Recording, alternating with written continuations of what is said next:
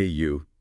Does it ever feel like your attention is just uh, constantly being pulled in a dozen different directions? Mm. Like you're juggling, I don't know, a million tabs in your brain, and finding a moment of genuine focus Hmm. feels impossible. Oh, absolutely. It's such a common feeling these days. We're just bombarded, aren't we? Yeah. Information, notifications, it makes really concentrating a real challenge. And that's exactly what we're trying to untangle today. We're doing a deep dive into how we can maybe cultivate a bit more focus, find some inner peace amidst all that noise. Yeah, and to help us figure this out, we've gathered some really interesting sources. We're looking at practical tips from an addict's guide to overcoming the distraction habit. Mhm. We've also got Wikipedia's take on inner peace, some great insights from the Mayo Clinic on meditation, Right? attention training stuff from the Center for Clinical Interventions, and even a Reddit thread where people talk honestly about overthinking.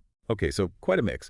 Our mission here is to pull all this together for you, the listener, to sort of extract the best strategies, the key insights, the stuff that can actually help you get a grip on your attention and, find a bit more calm in your everyday life. Exactly. Where should we start? Maybe with distraction itself. Yeah, let's dig into that. What is distraction, really? Yeah. That Addict's Guide article, it talks about how insidious it can be, right? It really does. It's not always some big, obvious interruption. It can creep up on you really subtly. Yeah, like the author's own story, how digital stuff just slowly chipped away at their ability to read or meditate properly. You know that feeling. You're Yeah. deep in something. Then suddenly, whoosh, 15 minutes have vanished scrolling some random feed, and you didn't even consciously decide to do it. Hmm. And what's really key, according to the article, is building awareness, knowing when it's happening. They use that analogy, tracking smoking urges, making a tally mark every single time the urge hits. Oh, right. I remember that. That simple act, it just creates a little bit of space. A pause. That's such a powerful idea. Mm. It's not about, like, instantly squashing the impulse to check your phone or click the shiny thing, No, not at all. but just inserting that tiny moment of noticing, that gap between the urge and the action. That's where the choice comes back in, isn't it? Exactly. That's where you regain some control. It makes you think if the physical act, making the mark, kind of solidifies that awareness more than just thinking it. That's a good point. It probably does. Engages a different pathway or something. Makes the urge feel more real, less Mm. automatic. Right. And once you start noticing when and how you get pulled away, then you can start asking, well, why? The Addict's Guide points to some common reasons like fear of failure, that feeling of not knowing what I was doing. Oh, yeah. That resonates. So you just keep researching, prepping, Mhm. avoiding the actual task because you're scared you'll mess up. It's like procrastination, but fueled by anxiety. Spot on. You get stuck in that loop, always preparing, never quite starting. The prep itself becomes the distraction. And then there are those unrealistic fantasies the author talks about, becoming a coding genius overnight or suddenly being Tour de France ready. Distractions can offer this little escape into a perfect dream world, right? Feels like progress without the messy reality of, well, actual effort. And FOMO. Can't forget the fear of missing out, that constant itch to see what everyone else is up to on social media. Mm-hmm.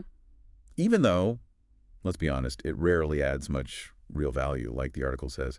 It just drains your focus. Our brains seem wired for it, though. Seeking novelty, social validation, even when it's counterproductive. And if you step back, you see how these things, fear, fantasy, FOMO, they often feed into feeling overwhelmed by information, by choices, by the pressure to be always on, always connected. Right. And the article kind of gently nudges us back towards what actually matters, contentment, making a difference, learning, compassion, helping people, the stuff distractions pull us away from. Okay, so we're getting better at spotting the distractions, understanding the why behind them. Now, how do we actually start to, push back? What are the practical steps? The Addict's Guide had a bunch of those. It did, yeah. A real toolkit. And a lot of it is about adding a bit of friction, making the distractions harder to access, like just closing unnecessary browser tabs. Simple, but it works. Or using those read later services so you don't get immediately sidetracked. Makes sense. And setting up digital boundaries, Yeah. like blocking distracting sites or apps for certain times. That sounds like a potential game changer for focused work. Definitely. And scheduling email or message checks instead of that constant reactive checking habit most of us have fallen into. Yeah, the constant drip. It also talks about just getting away from screens altogether, going for walks, bike rides, hanging out in a park, physically removing yourself. Yes. And of course, it mentions meditation, which we'll definitely get into more detail on. I like the emphasis on the low-tech stuff, too. Reading actual physical books, Hmm. finding places without Wi-Fi to force concentration, even just eating mindfully without your phone propped up next to your plate, creating these little pockets of focused time. Exactly. And the article even pushes towards bigger changes, like considering deleting social media accounts or apps that are just constant focus drains. It's about being honest. Hmm. What's the cost versus the benefit here? That's a tough question for a lot of people, I bet. For sure. And beyond those daily tactics, it mentions things like retreats, more general mindfulness, maybe even full screen-free days, designing your life for focus, not just fighting against distraction all the time. Which leads us naturally towards that state we're aiming for, inner peace. Mm-hmm. And the Wikipedia entry gives a good basic definition, but that Dalai Lama quote is really something, isn't it? How world peace really starts with each person cultivating their own inner peace first. It radiates outwards. That interconnectedness is key. It really reframes it, doesn't it? Working on your own calm isn't selfish, it's kind of a contribution. So by calming down the internal noise of distraction, we're making space for that inner peace. Precisely. And one of the most powerful tools for doing that, mentioned everywhere, is meditation. Right. The Mayo Clinic calls it simple, fast way to reduce stress. I like the sound of that. And it's so accessible, no cost, no fancy equipment needed. You can do it pretty much anywhere, even just for a few minutes. Even if you think, oh, my mind's way too busy for meditation. Especially then, perhaps. Because the core idea, Mayo Clinic explains, isn't about stopping thoughts or achieving a totally blank mind. That's a common myth. It's about focusing your attention on one thing, your breath, maybe a sound, a sensation, and gently bringing your mind back whenever it wanders off, which it will. Okay, so it's more like attention training. In a way, yes. And the benefits seem to go way beyond just feeling a bit calmer right after you do it. Yeah. Like what? Well, the Mayo Clinic lists quite a few potential upsides. Things like more calm, peace, better balance emotionally, definitely better stress management, also increased self-awareness, being more present, fewer negative feelings, maybe even boosting creativity and patience. Wow, quite a list. And physically, potentially lower heart rate, blood pressure, better sleep. It's interesting how they link up, right? Calm the mental chatter, and you free up resources for other good stuff. And Mayo Clinic mentioned there are different types of meditation, too. It's not just one thing. Exactly. You've got guided meditations using mantras, mindfulness meditation, which is huge right now, and even movement practices like Qigong, Tai Chi, yoga, which have meditative aspects. So lots of options. Yeah. But what are the core ingredients or the fundamentals across most types? Okay, so focused attention is number one on whatever your anchor is. Relaxed breathing, usually deep, even breaths that helps calm your nervous system. A quiet setting can help, especially at first, but it's not essential long term. A comfortable position is good, so you're not fidgeting. And maybe the most important, an open, non-judgmental attitude, just noticing thoughts come and go without getting swept away or beating yourself up for having them. That non-judgmental part sounds crucial, but maybe hard to practice. It is. It takes practice, but it's reassuring that it doesn't have to be super formal. Mayo Clinic gives examples of everyday meditation moments, like simple deep breaths, doing a body scan, silently repeating a mantra, walking meditation, focusing on your steps. I like the walking one. Yeah. Even prayer, reading something meaningful and reflecting, or consciously focusing on feelings like kindness or gratitude, those can all be meditative. The main thing is remembering it's a practice. Your mind will wander. That's normal. The skill is just gently bringing it back again and again. Okay, that makes sense. Now, the Center for Clinical Interventions, they talked about attention training. That sounds even more active, like hitting the mental gym. That's a great way to put it. They frame it exactly like that, exercising your attention muscles. And it's built on mindfulness, that non-judgmental present moment awareness. It taps into neuroplasticity, the brain's ability to change. By deliberately focusing, you're strengthening those concentration pathways.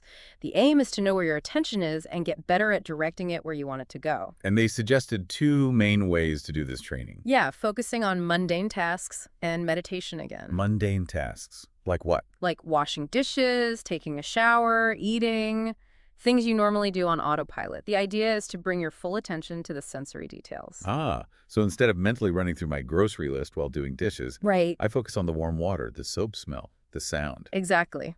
You use your senses touch, sight, hearing, smell, taste to anchor yourself in this moment doing this task. And when your mind wanders off, because it will, You just gently bring it back to the soap suds. precisely, without giving yourself a hard time. They even have a worksheet for it, the My Attention Workout worksheet, to help you get Yep. started. And the second method was meditation, framed as attention training too. Yes, specifically mindful breathing. Paying attention to the feeling of your breath, noticing when the mind drifts, gently guiding it back.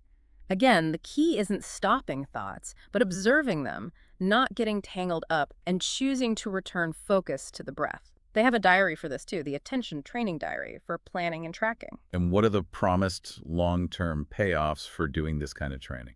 Well, the center suggests you get much better awareness of where your attention actually goes, more flexibility and shifting focus when you need to, and just getting better at noticing, oops, mind wandered, and bringing it back more easily. But they stress the goal isn't perfect. Unwavering attention or a totally empty mind, that's not realistic. Right. The skill is in the noticing and the returning. Okay, this is all really helpful. Finally, let's touch on that Reddit thread about overthinking. Hearing from people in the thick of it is always so insightful. Absolutely. It provides that real-world texture. The original poster felt overthinking was the root of almost all their social difficulties, that constant internal chatter and analysis. Yeah, I saw a lot of replies echoing that feeling, like being stuck on a mental treadmill. It was interesting how many people, independently, suggested focusing outward, helping others, really listening as a way to cope. Like, connection is an antidote. Definitely. And the coping strategies people shared were really diverse. What stood out? Well, facing fears, accepting potential failure came up a lot.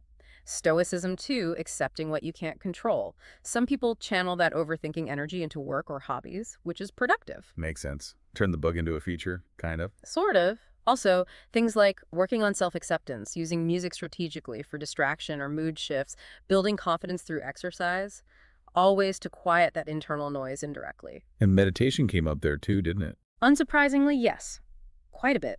Plus, things like radical acceptance, challenging those negative thought loops, finding really absorbing distractions like video games or deep hobbies. There is also a shared frustration, feeling like other people just don't get how exhausting overthinking is, often downplaying it. Yeah, I can imagine that's isolating. I saw some really concrete tips too, like asking, will this matter in 5 years? Yeah, That perspective shift. that's a powerful one. Exercise was huge for quieting thoughts, sleep, self-esteem. Importantly, some warned against using alcohol or marijuana, saying it often backfires long-term. Good point. In social settings, consciously focusing on the other person asking questions, really listening seemed to help take the focus off oneself. And of course, therapy was mentioned by many as beneficial. What else? I remember seeing things about visualization. Yeah, using visualization to stop thought spirals, especially for sleep. And that cool analogy of having roommates in your head, different